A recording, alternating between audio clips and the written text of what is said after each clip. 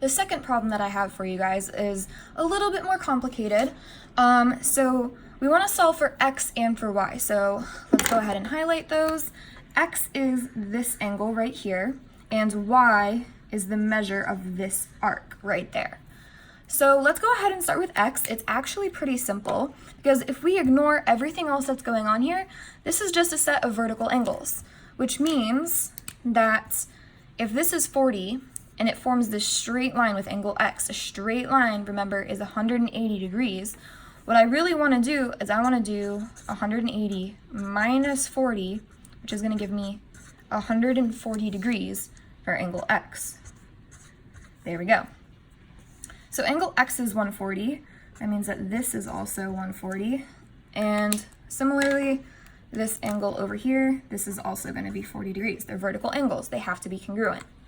So we're about halfway there. We already solved for x. All that's left now is y. So we're still dealing with inscribed angles. The thing now is that it's not on the circle, it's inside the circle.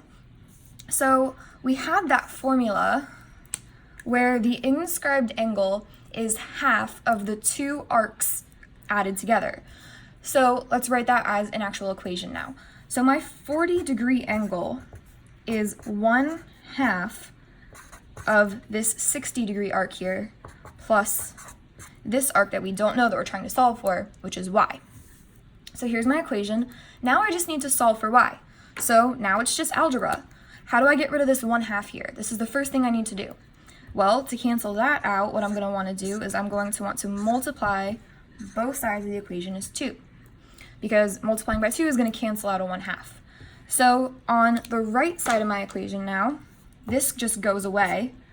2 and 1/2 cancel out, so I'm left with 60 plus y. And then on the left, I've got 2 times 40, which gives me 80. Almost there. Last step is I just need to subtract this 60 to the left side. There we go.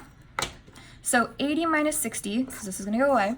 So 80 minus 60 leaves me with 20, and that's going to equal y. And we're done. So our angle y here, sorry, not angle, the arc y is going to be 20 degrees.